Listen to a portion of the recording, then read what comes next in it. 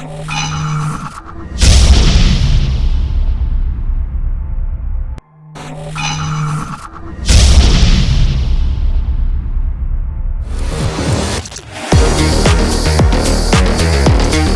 panel discussion one is on the topic cyber threat intelligence and digital transformation in BFSI.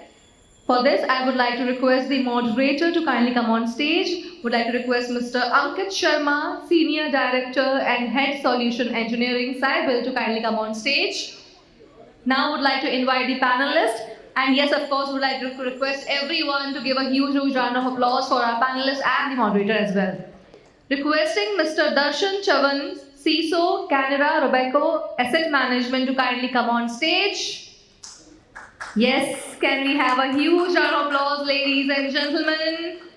Requesting Mr. Ashish Shah, Advisor Cybersecurity, Star Union Daiichi Life Insurance, to kindly come on stage. Requesting Mr. K.M. Abdul Salam, CISO, National Bank for Financing, Infrastructure and Development, to kindly come on stage. Would also like to request Mr. Deval Mazumdar, Cybersecurity Advisor, TJSB Bank, to kindly come on stage.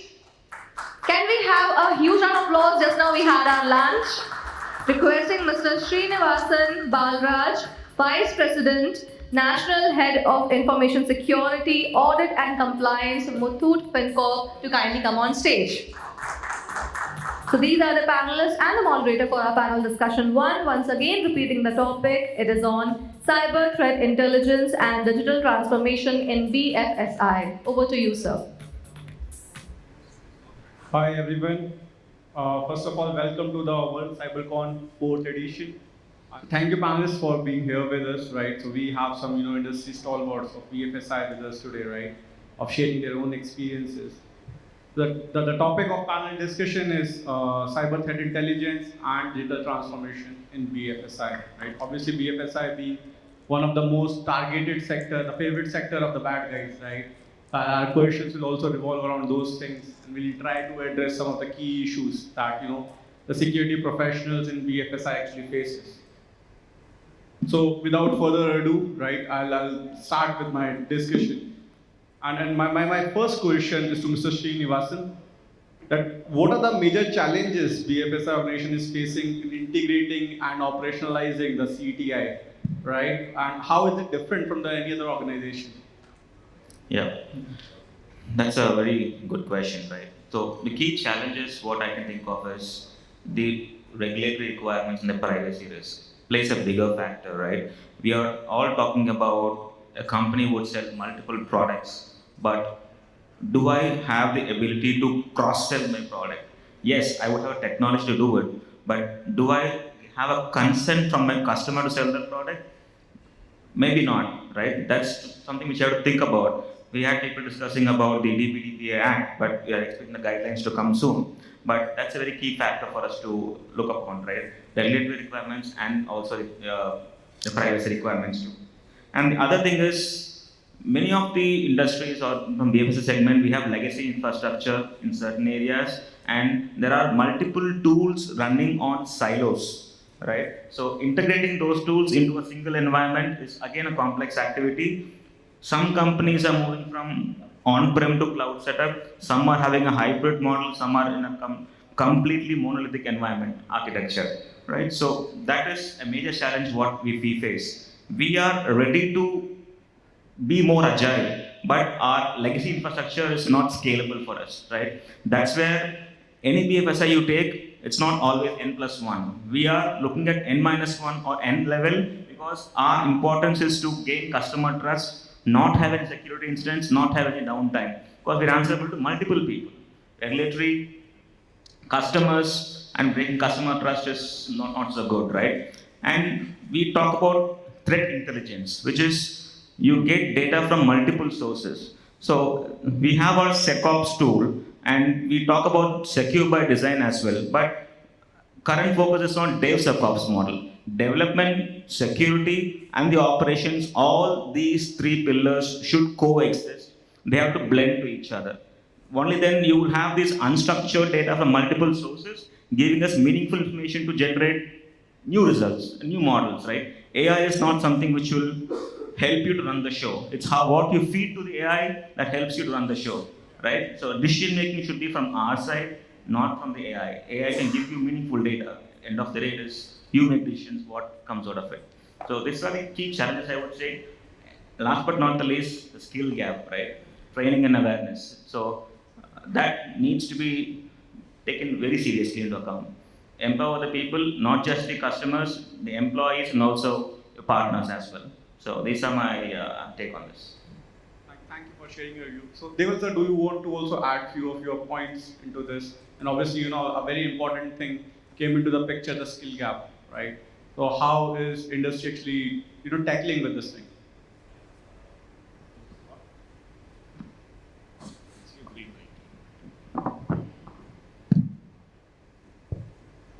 So, particularly banks in BFSI, they have much larger and complex attack surface because they have, on one end, they have Swift, which deals in multi-million dollars and amounts and every day. Yeah, dealing rooms, that again deals in huge amounts and securities. And then you have ATMs. We have seen so many cases of ATM getting compromised. Then, of course, ultimately the banks deal in money, right? I mean, that's the product that they are having. Unlike manufacturing, pharma, they have different products to protect, as well as the PII. So in banks, you have the PII as well as the money that matters the most. So attackers, they find the banks more attractive to break into. And accordingly, if you're talking about the threat intel, okay, the banks receive a lot of threat intelligence, and that becomes a challenge because not everything is relevant, not all threat intel is actionable, and many times you don't know what's the accuracy of that, right? So it may not be relevant, it may not be timely also. Sometimes something has happened and you receive list of IP addresses, receive list of domain names. The hackers are not going to keep using the same IP addresses and domain names for days, right? I mean, they will keep changing dynamically. So it's a challenge, whatever threat intel that we receive, how we can, quickly kind of integrate and automate some actions, which should be based only after ascertaining the reliability of that information and the applicability of that information. So I think, in brief, these are the challenges because the attack surface is so huge. The threats could be coming from anywhere, from any actor, and there are so many crown jewels, not one crown jewel, right? I mean, there are so many things to protect. So that becomes a challenge. Thank you, sir. So, we are also seeing that there is a lot of digital transformation happening in the BFSI sector. So, my next question is to Mr. Abdul, that, how actually the organizations are ensuring that your cybersecurity strategy is also evolving in tandem to, your digital transformation strategies? Yeah, good. As Deval sir also said, especially in BFSI sector, especially in banks, all the banks and these financial institutions are undergoing through a massive digital transformation because of various reasons like enhanced customer experience or seamless activities, all those things. They are going for STP journey, they are going for API integrations. They are adopting the cloud strategy. In order to provide the enhanced customer experience, they are going for a lot of third-party integrations, especially fintechs and open banking and all you might have heard. So when these complexities coming into picture, when we do the digital transformation, of course, as sir said, the attack surface is also getting expanded or continuously getting evolved. Similarly, you know that in cybersecurity domain, it's continuously evolving, the threat landscape is getting changed. When we talk about the cloud adoption and all, the protection of this sensitive data like PII or transaction data, especially in our environment and regulatory space, comes into picture.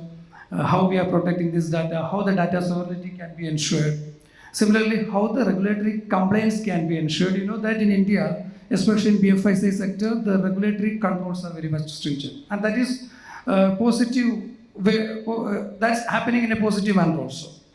So when these things happen, organizations, especially banks, where the most complicated IT infrastructure exists, should have a proper cybersecurity strategy, which should be aligned with this digital transformation, right? Like someone was saying that DevSecOps, you should have a the better security by design.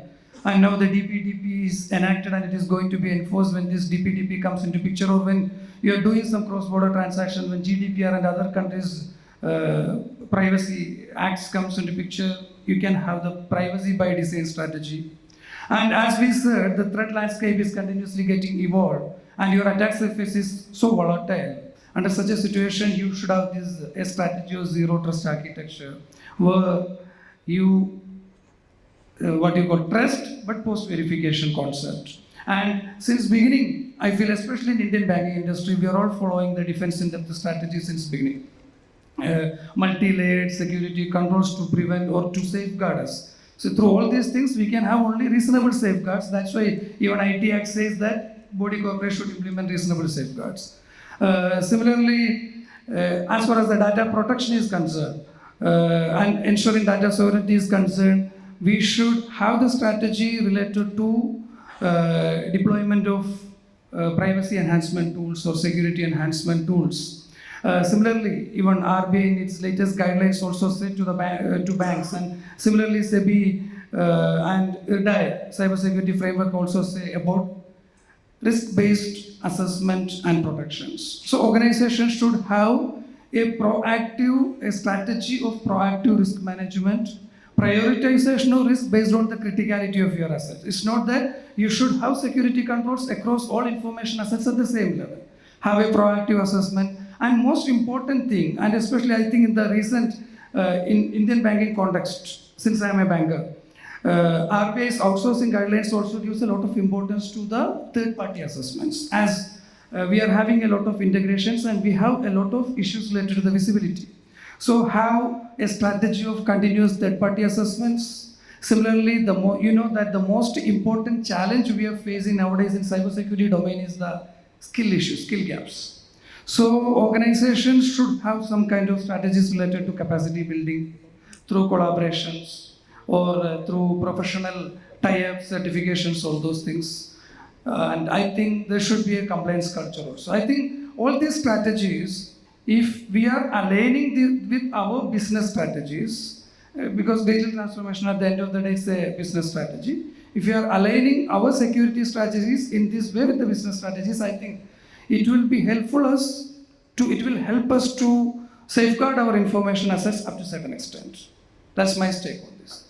So definitely, one thing is coming across from every discussion is that, there are a lot of regulations that are on the BFSI sector. I think it is one of the most regulated sector. RBI pushing something, then, there are multiple regulations, like now the privacy bill is also coming into the picture. SEBI is saying something for insurance, there is IID and everything. My next question is to Mr. Darshan. How do, evolving regulation impact the integration of CTI in your digital transformation? Okay, that's a good question. Basically, the problem today with the regulations is it's too vast, to be fair, but it's required. Okay? When we come from the entire technical background for such a long time, I've got CISOs sitting over here, I've got CISOs who are my friends. Everywhere there was one concern. CISOs should be heard. These regulators are giving us a voice so that we can speak to people and people hear us. Okay? That's the base that SEBI or RBI has used. They are very clear, they are very concise. In some types, I would say they have actually spoon-fed us with what they require in every single industry. Be it mutual fund, be it banks, wherever it is. They have actually spoon-fed us. They have made our life easy, but at the same time, it has helped us to put our paper in front of the management, in front of the board, that this is a regulation and we require. It's evolving, it's changing. So since 2019, so prior to 2019, we had regulations in 2008. That's a gap of 11 years. SEBI had a gap of 11 years. Today, we have a regulation in 2019, we have another regulation in 2020, 2021, 2022, and 2024. We have a new regulation in August 2024. So that's how the entire regulatory framework for SEBI is changing. Similarly, other regulators as well. So obviously, and they are evolving. They are asking questions related to AI. They are asking questions related to machine learning. So basically, for me, as a cybersecurity professional, I do believe that the regulator is on the right path. Number one, it is helping us, no doubt. So we should improve as well, obviously. Uh, the continuous evolving of these regulations is helping us to achieve a particular compliance so that the evolving threats that we are looking in the entire threat landscape, we can at least restrict them or try to mitigate as far as possible. There are different sets that SEBI has spoken about in the current framework as well, like continuous risk assessments, continuous vendor assessments, continuous monitoring of threats. So there are different sets they have spoken about. Implementing is obviously some not conducive for some, but then it's something that is required in the business that we are in. So I would say information security is an enabler to business now. It's not a cost center anymore. I've already gone ahead and said that in a couple of meetings. Okay, so that's what I would say. I'll rest my case. Very, very beautifully put, right? And obviously, when we talk about digital transformation, right? So Mr. Aki, I would also like to know from you, right, that we have seen scenarios where this like AI is also being used by the bad guys also for their ransomware attacks and everything. So what do you feel about the innovations in digital transformation that are most likely to introduce new opportunities or new issues for the BFSI sector in general? What are your views on that? Sure. The way I look at it is there is nothing static in this world. Everything is continuously changing, right? And obviously the subject which you are talking about is from security point of view, and therefore what are the points which we need to look at while the technology is changing, the digital initiatives are being taken by the organizations. What should be done from security perspective?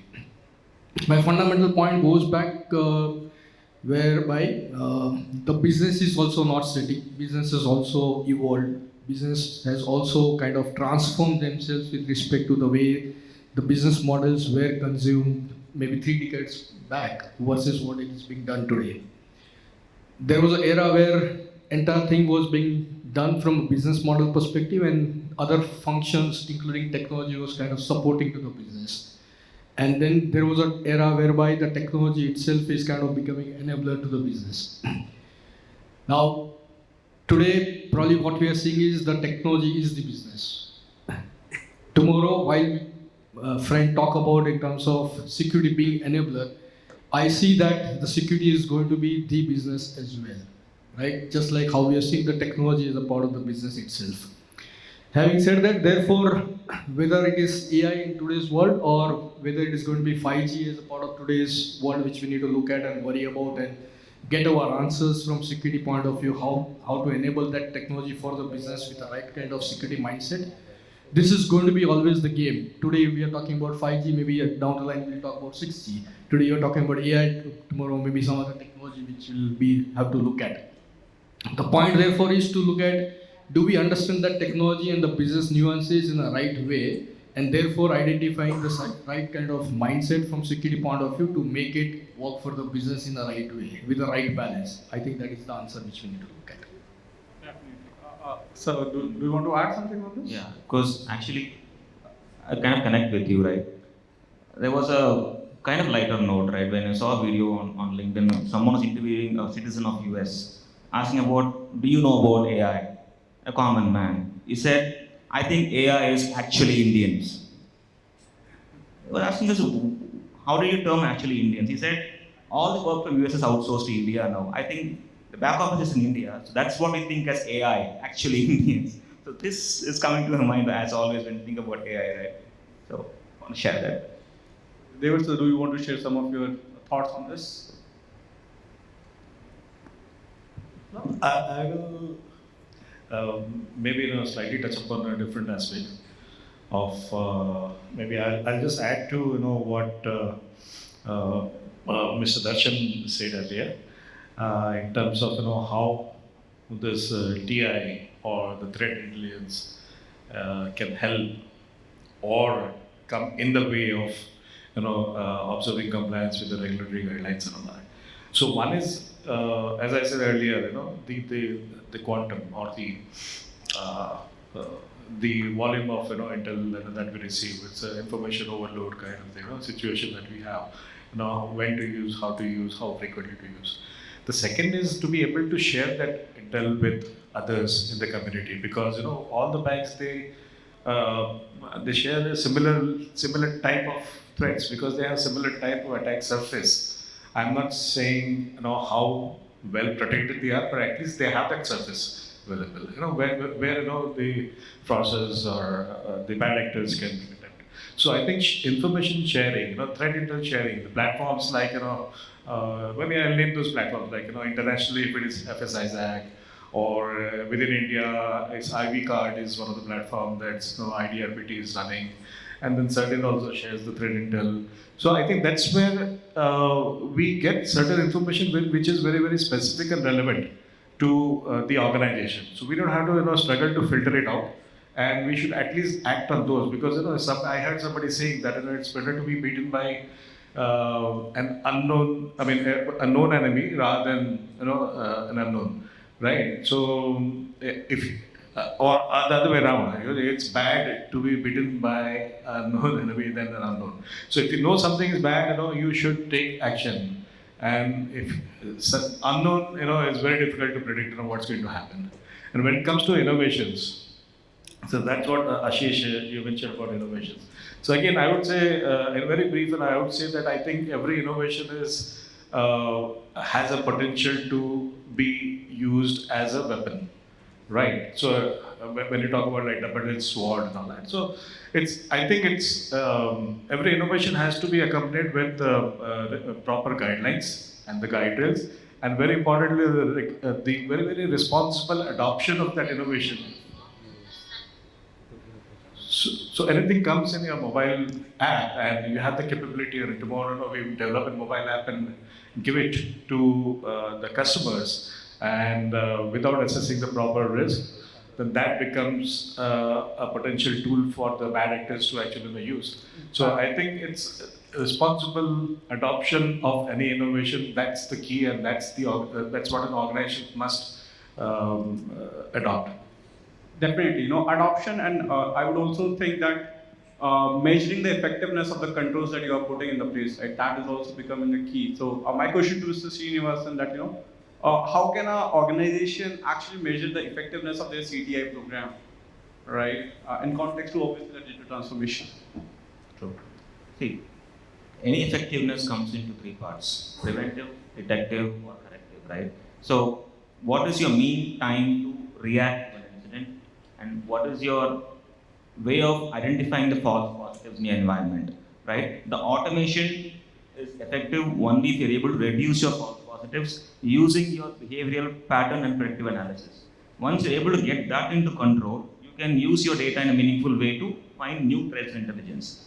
When you think about unstructured data in multiple areas and having new language learning models which you want to build in, it's about collecting this data from multiple sources, automating them, and to increase your operational efficiency, right? So these are the important aspects. Next one is resilience, right? Your BCP, DR plans, where you have an on-prem model or a hybrid model or a completely cloud model.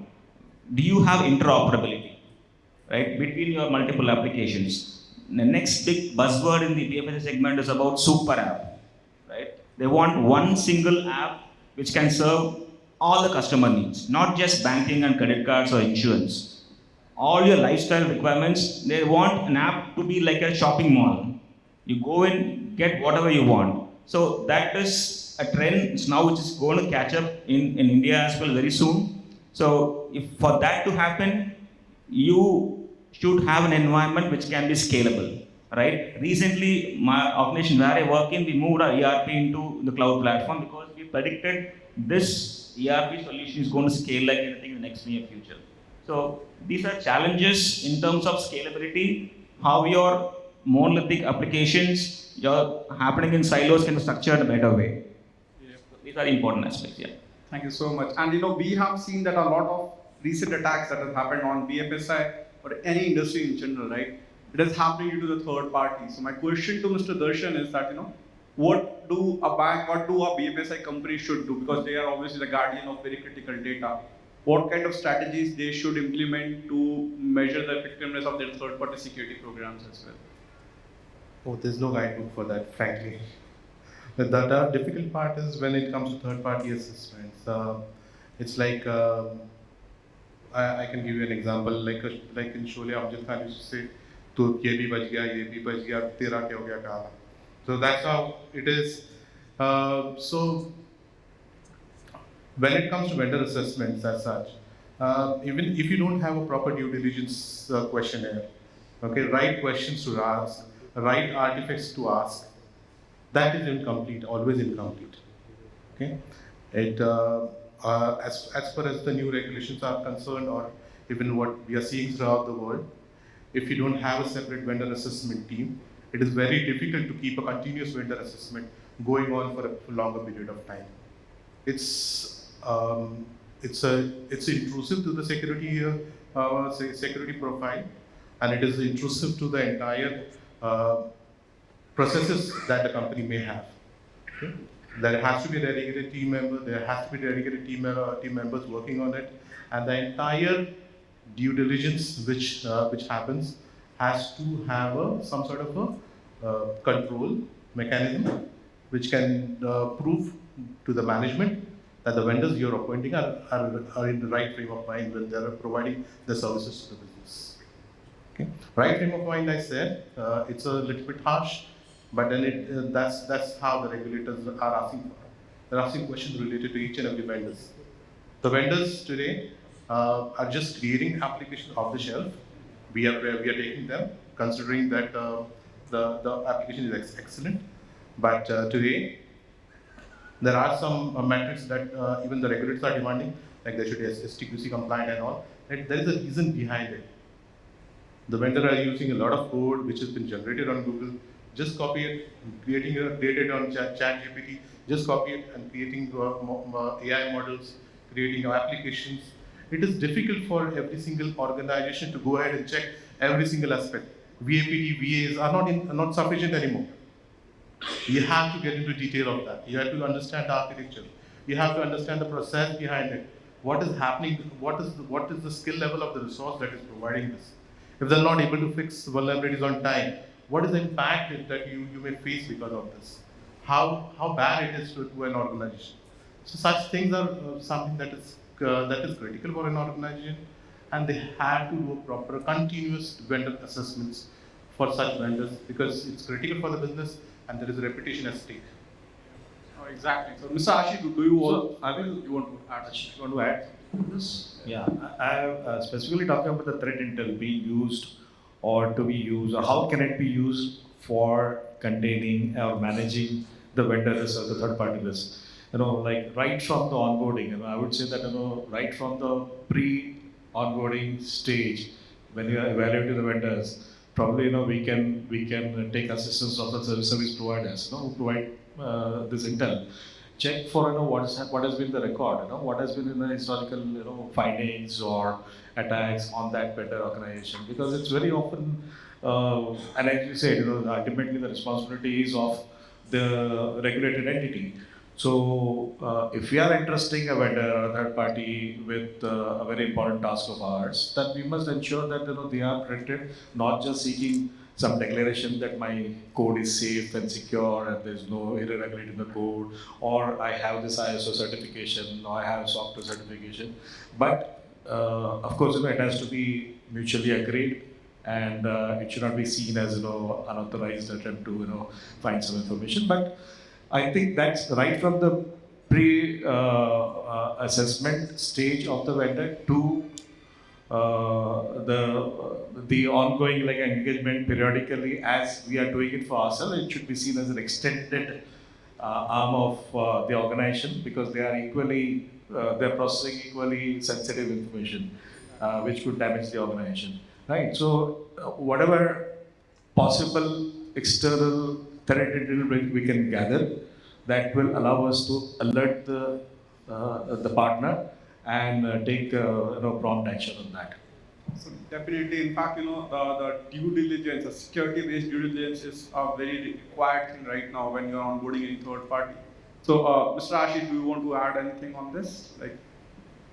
Just a couple of more points. One is when I look at secure by design part of it, right? Typically, we tend to look at deep into that in terms of how the code or how application is being looked at or how the architecture is being defined from security point of view. Further to that, maybe who will have access from how and which mechanism and all of that part of it.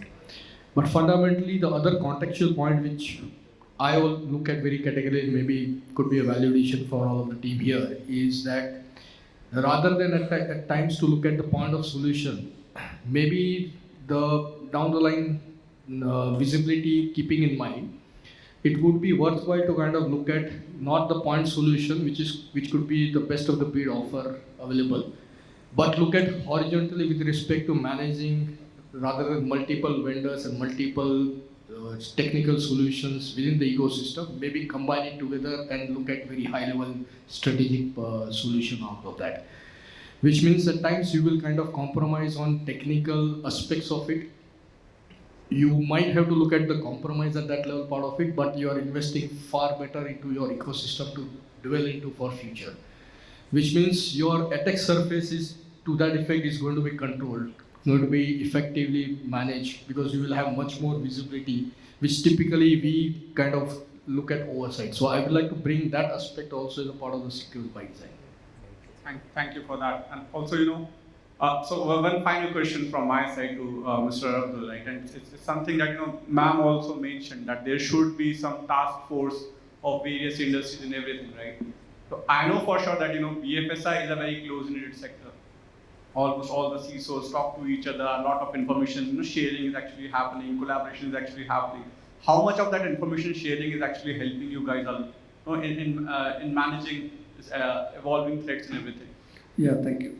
I think in BFSI sector, especially in banking sector, we have enough collaborations, I feel.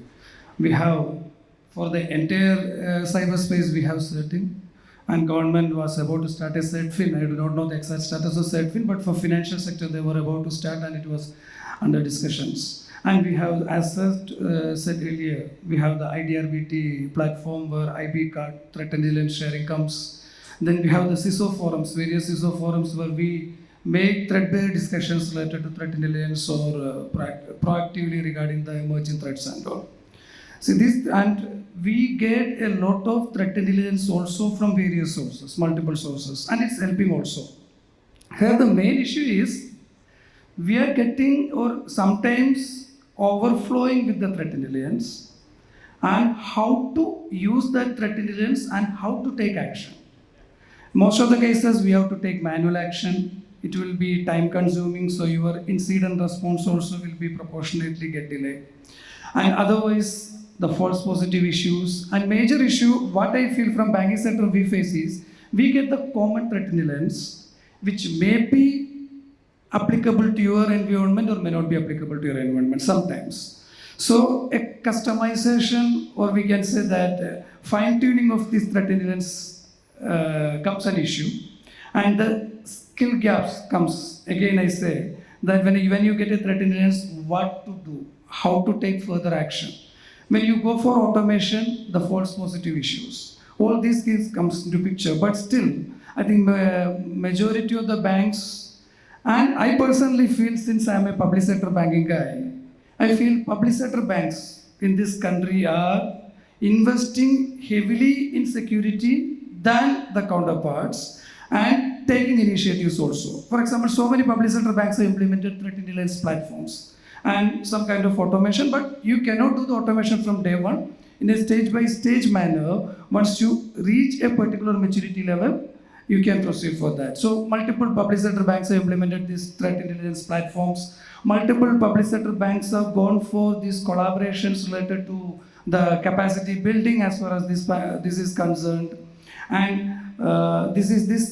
what you call not only threat intelligence, the collaboration among these financial entities, helping them to have a swift incident response.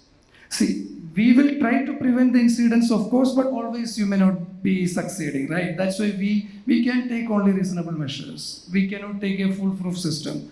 So when incidents, you cannot avoid the attacks or compromises, but when an attack or compromise happens, how fast you are able to respond to that and recover your operations and contain that particular attack. Here, these collaborations and threat intelligence sharing are helpful.